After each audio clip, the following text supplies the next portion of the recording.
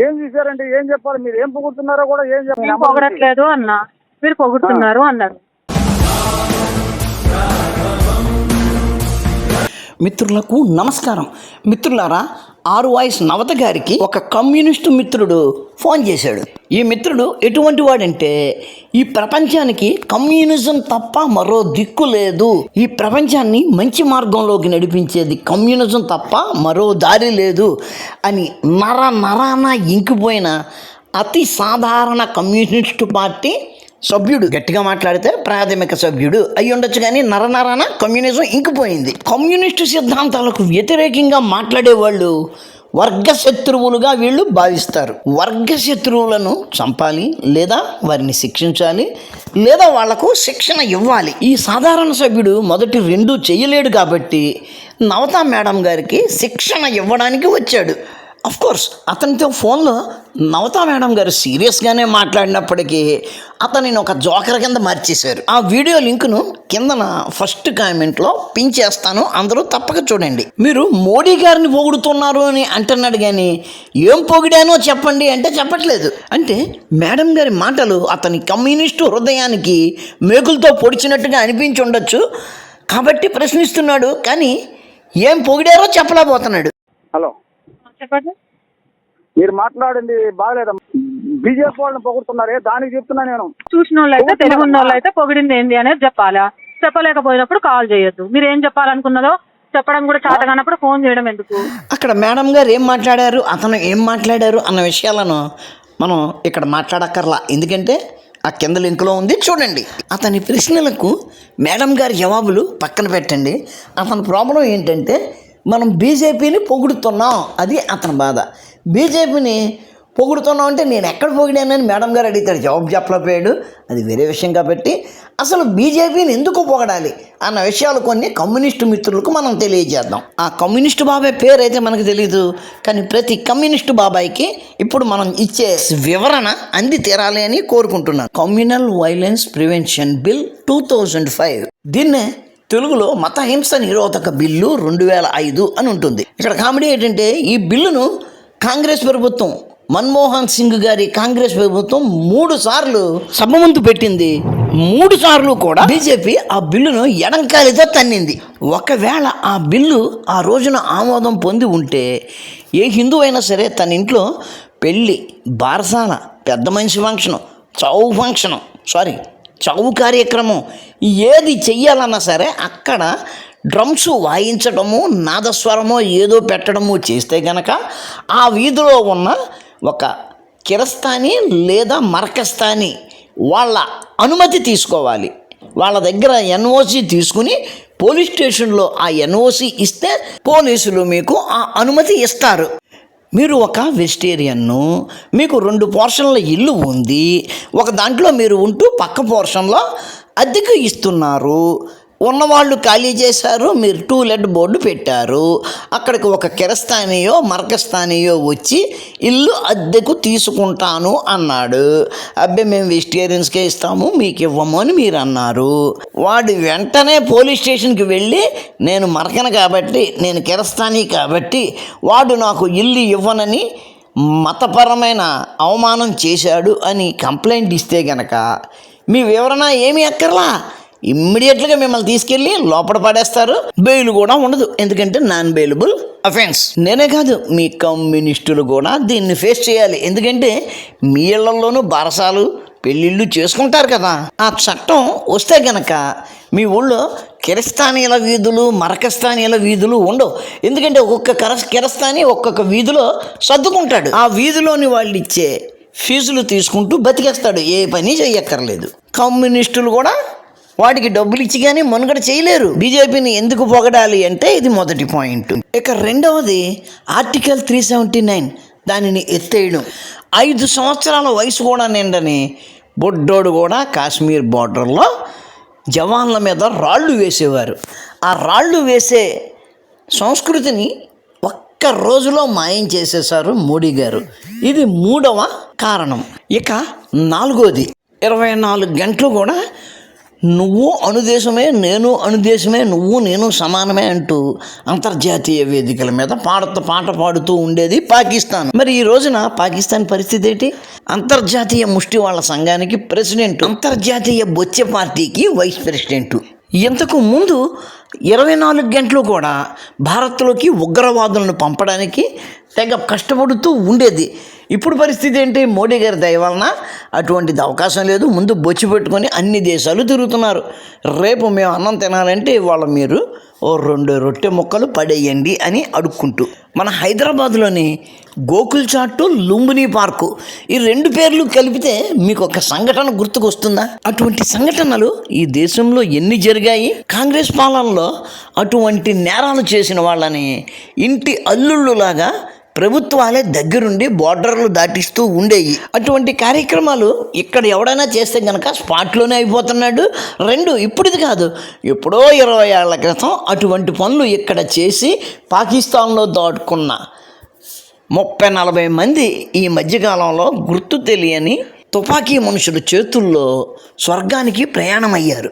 ఆ పనిని మోడీ గారు చేయించారు అని నేను అనను. మోడీ గారి నాయకత్వంలో ఈ దేశం ఉండగా ఆ మంచి పనులు జరిగినాయి కాబట్టి నేను ఆయనకి దండం పెడతాను. ఇది 5దా? కరోనా వ్యాక్సిన్ను డీల్ చేసిన విధానం, బీజేపీని పొగడడానికి ఇది 6వ కారణం. ఇంత పెద్ద ప్రజలున్న భారతదేశాన్ని భయపెట్టి బ్లాక్మెయిల్ చేసి ఆ వ్యాక్సిన్ అమ్ముకుని భారతదేశాన్ని కొల్లగొట్టాలి అనుకున్న పశ్చిమ దేశాల మందుల కంపెనీలకు చెప్పు చూపించారు. ఆ నాటకాలు మన దగ్గర కాదు, ప్రపంచంలోని అనేక చిన్న దేశాలకి మన వ్యాక్సిన్ను ఫ్రీగా పంపి అక్కడ కూడా వాళ్లకు చెప్పులు చూపించేలా చేశారు. ఇది 6వది. ఇక 7వ దానికి వస్తే కనుక వక్ఫ్ బోర్డు రద్దు. అది నిజానికి రద్దు కాకపోయినా రద్దు అయిపోయినట్టే. నిన్న మొన్న కానీ క్యాబినెట్ కూడా ఆమోదించేసింది. రేపో మాపో చట్టం కూడా అయిపోతుంది.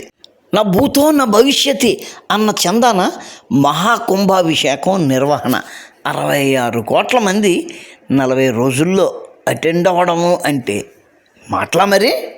అది ప్రపంచ చరిత్ర. అదే కాంగ్రెస్ పార్టీ అధికారంలో అటు కేంద్రంలో కానీ ఇటు రాష్ట్రంలో కానీ 2 చోట్ల కానీ కాంగ్రెస్ పార్టీ ఉంటే ఈ మహాకుంభాభిషేకం ఎట్లా జరిగి ఉండేదో మీరు ఊహించగలరా? దానికి ఉదాహరణ ఏంటంటే ఈ కాంగ్రెస్ అధినాయకుడు ఏమన్నాడు? అటు మరకల పిల్లలు తినడానికి లేక అలమటిస్తుంటే మీరు అక్కడికి వెళ్ళి స్నానాలు చేస్తారా అన్నాడు ఆ ఎదవ. అక్కడ కనుక బీజేపీ కాక కాంగ్రెస్ ఉంటే గనక ఆ మహా కుంభాభిషేకాన్ని సర్వనాశనం చేసి ఉందురు దరిద్రులు. అయోధ్య రామ మందిరం, శ్రీరామచంద్రుడు ఈ దేశానికి జీవనాడి. అటువంటి శ్రీరామచంద్రుడి జన్మస్థలం 400 సంవత్సరాలుగా తురుష్కుల కబ్జాలో ఉంది. 130 సంవత్సరాలుగా కోర్టులో నలుగుతుంది. అక్కడ మోడీ గారు ఉండబట్టే ఆ కోర్టు ఆ వివాదం పరిష్కారమైంది. ఆ భవ్యమైన రామ మందిరం ఈ రోజున మన కళ్ళ ముందు ఆవిష్కారమైంది. కొంతమంది బంధకీ పుత్రులు మా చిన్నప్పుడు నన్ను ఒక విషయంలో నమ్మించేశారు. ఏంటి? ఒక 5-6 తరాలకు ముందు ప్రతి పెళ్లి కూతురికి కూడా పెళ్లి చేసిన బ్రాహ్మణుడే శోభనం చేసేవాడు అని నన్ను నమ్మించారు. ఏ స్త్రీ అయినా సరే తన భర్త కాక వేరొకరితో పడుకుంటే గనక ఆమెను ఏమంటారు? నాకు తెలిసి తెలుగులో జలం అంటారు. అంటే మా వంశంలోని స్త్రీలందరూ జలంలే అని నన్ను నమ్మించారు దొంగన జలంపుత్రులు కొందరు. మోడీ పాలనలో మాత్రమే అది తప్పు అన్న విషయం నాకు అర్థమయ్యింది. మ్యాటర్ వచ్చింది కాబట్టి పనిలో పనిగా మన కమ్యూనిస్టు బాబాయిలకి చిన్న రిక్వెస్ట్.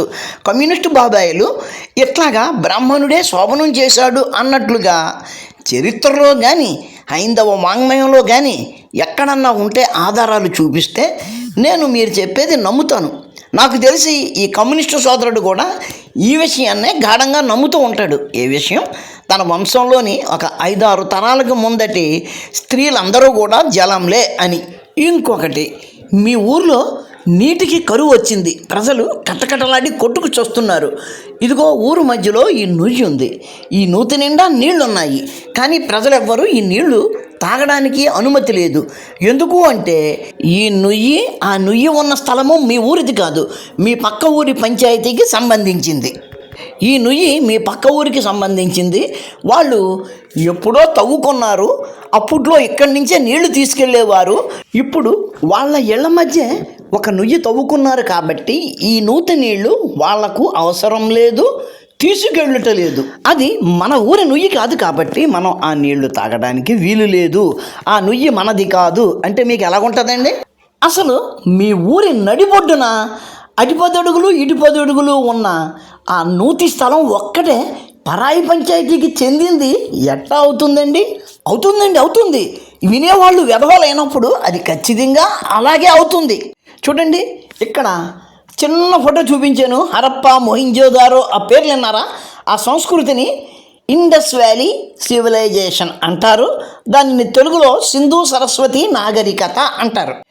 మనం ఇప్పుడు ఏ నేల మీద అయితే నివసిస్తున్నామో అదే నేల మీద వేల సంవత్సరాల క్రితం వేల సంవత్సరాలుగా ఇక్కడ మనుషులు జీవించారు. అక్కడ జీవించిన వారు మన పూర్వీకులే అంటే గనక మన చరిత్ర వేల సంవత్సరాలకు ముందు నుంచి ఉంది అని ఒప్పుకోవాల్సి వస్తుంది. కాబట్టి అబ్బాయి ఇది మన సంస్కృతి కాదు, ఇక్కడ బతికినోళ్ళు మనోళ్ళు కాదు, బయట నుంచి వచ్చారు అని బ్రిటిష్ వాడు చెప్పాడు. స్వాతంత్రం వచ్చిన తర్వాత పాలించిన వాళ్ళు కూడా దాని మీదే నిలబడ్డారు. అప్పటి పురాతత్వ శాఖ అధికారులు ఎవరు? మ్యాక్సిమం కిరస్తానీలు. ఆ తర్వాత భారతదేశానికి స్వాతంత్రం వచ్చిన తర్వాత ఎవరు? కమ్యూనిస్టులు, కిరస్తానీలు, అబ్దుల్లాలును. ప్రభుత్వాన్ని పాలించింది అబ్దుల్లాల బానిసలు. ఇంకేముంది, అక్కడ జీవించిన వారు మన పూర్వీకులే అని చెప్పడానికి దొరికే ఆధారాలు ఏమైతే ఉన్నాయో వాటిని అన్నిటిని దాచిపెట్టేశారు లేదా మాయం చేసేశారు. మరి మోడీ గారు పదవిలోకి వచ్చిన 10 ఏళ్లలోనే ఏదైతే సింధు లోయ నాగరికత ప్రజలు రాసుకున్నారో అది సంస్కృతం అని యజ్ఞదేవం అనే శాస్త్రవేత్త ఒకరు నిరూపించారు. ఈ సింధు లోయ నగరాలను 1920లో కనుగొనడం జరిగింది. అంటే తెల్లతోలోళ్ళు ఒక 25 సంవత్సరాలు, కాంగ్రెస్ పార్టీ వాళ్ళు ఒక 65 సంవత్సరాలు పాలించారు. కానీ అది సంస్కృతం అని ఎవడు కనిపెట్టలేకపోయాడు. మోడీ వచ్చిన 10 సంవత్సరాల్లోనే ఆ భాష సంస్కృతం అని చెప్పారు. అప్పుడు ఎందుకు చెప్పలేకపోయారు? ఇప్పుడు ఎందుకు చెప్పారు? వాళ్ళు వాడిన భాష సంస్కృతమే, ఆ భాషను మనం ఇప్పటికీ ఇక్కడ వాడుకుంటున్నాము అని చెప్తే కనుక వాళ్ళు మన పూర్వీకులు అని రుజువులు చూపించినట్టు అయిపోతుంది. అదే రుజువు అయితే కనుక వాళ్ళు 150 సంవత్సరాలుగా ఆర్య ద్రావిడ సిద్ధాంతము అని చెప్పుకుంటూ వస్తున్నదంతా అబద్ధం అని ఒప్పుకోవాల్సి వస్తుంది. అప్పుడు ఇక్కడ ప్రజలు ఆర్యులు ద్రావిడులు అని కొట్టుకోవడానికి అవకాశం ఉండకుండా పోతుంది. సింధులోయ నాగరికతకు చెందిన ప్రజలు ఇప్పుడు మనం ఏదైతే యోగా చేస్తున్నామో అదే యోగాని చేసినట్టు రుజువులు చక్కగా ఉన్నాయి. ఇప్పుడు మనం భగవద్గీతను ఏ భాషలో అయితే చదువుకుంటున్నామో అదే భాషలో వాళ్ళు మాట్లాడుకునేవారు అన్నదానికి రుజువులు ఉన్నాయి. అయినా వాళ్ళు ఈ దేశానికి చెందిన వాళ్ళు కాదు అని వాళ్ళు ఆ బ్రిటిష్ వాళ్ళు, ఈ కాంగ్రెస్ వాళ్ళు 100 సంవత్సరాలు మన నోళ్ళు మూయించేశారు. ఓ మోడీ వచ్చిన 10 సంవత్సరాలలో ఆ యథార్థాన్ని బయటికి తీసుకొచ్చాడు. అందుకని మోడీని పగడవలసిన అవసరం 100% ఉంది. దేశ ఆర్థిక స్థితి ఎక్కడో నేలమాళిగలో ఉన్న దాన్ని ప్రపంచం గర్వపడే స్థాయికి తీసుకొచ్చారు. బీజేపీని ఎందుకు పొగడాలి అన్నదానికి ఇవి కొన్ని మచ్చు తునకలు మాత్రమే. ఎందుకు? కమ్యూనిస్టులు కూడా ప్రశాంతంగా అక్కడెక్కడో చేతులు వేసుకొని హ్యాపీగా పడుకుంటున్నారు అంటే దానికి కూడా మోడీయే కారణం. కమ్యూనిస్టులకు తెలుసు ఇక్కడ కమ్యూనిస్టు ప్రభుత్వాలు రాలేవు అన్న విషయం. అందుకే బీజేపీ మీద కడుపు మంట. మీరు ఎంత ఏడ్చినా, మీ కడుపు మంట ఎంత పెరిగినా కనీసం 30-40 ఏళ్ల వరకు బీజేపీదే అధికారం. కమ్యూనిస్టు సోదరులారా, మీరు కమ్యూనిస్టు పార్టీని ప్రేమించండి, కానీ దేశాన్ని మరింతగా ప్రేమించండి. మనం ఈ వీడియోను ముగించేటప్పుడు ఒక్కసారి ఆర్వైఎస్ నవతా గారి మానవత్వపు విలువలు, జర్నలిజం విలువలు చెప్పుకోవాలి. ఫోన్ కాల్ మాట్లాడుతూ మీ నంబరు నేను ఇక్కడ మా ప్రేక్షకులందరికీ ఇస్తాను అని అన్నారు ఫోన్ కాల్లో. కానీ అతని ఫోన్ నెంబరు డిస్ప్లే చేయలేదు. ఎందుకు అనుకుంటున్నారు? ఆ వ్యక్తి జ్ఞానం ఉన్న వ్యక్తి కాదు, ఏదో కడుపు మంటతో మాట్లాడాడు కానీ అతన్ని ఇబ్బంది పెట్టడము ఎందుకని అతని నెంబర్ ఇవ్వలేదు. అదే నేనైతే ఇచ్చేద్దును. అదే మనకి మేడం గారికి ఉన్న తేడా. మేడం గారు ఆయన నెంబర్ ఇవ్వకపోయినా కమ్యూనిస్టులందరికీ కూడా మనం మోడీని ఎందుకు పొగడాలి అన్న విషయాలను సంక్షిప్తంగా ఇక్కడ ఇచ్చాను. వీడియో నచ్చితే లైక్ చేయండి, షేర్ చేయండి, మీ కామెంట్ పెట్టండి. మన ఛానల్ని ఇంకా సబ్స్క్రైబ్ చేసి ఉండకపోతే వెంటనే సబ్స్క్రైబ్ చేయండి. ఉంటాను. నమస్కారం. మతోన్మాదంపై రామబాణం.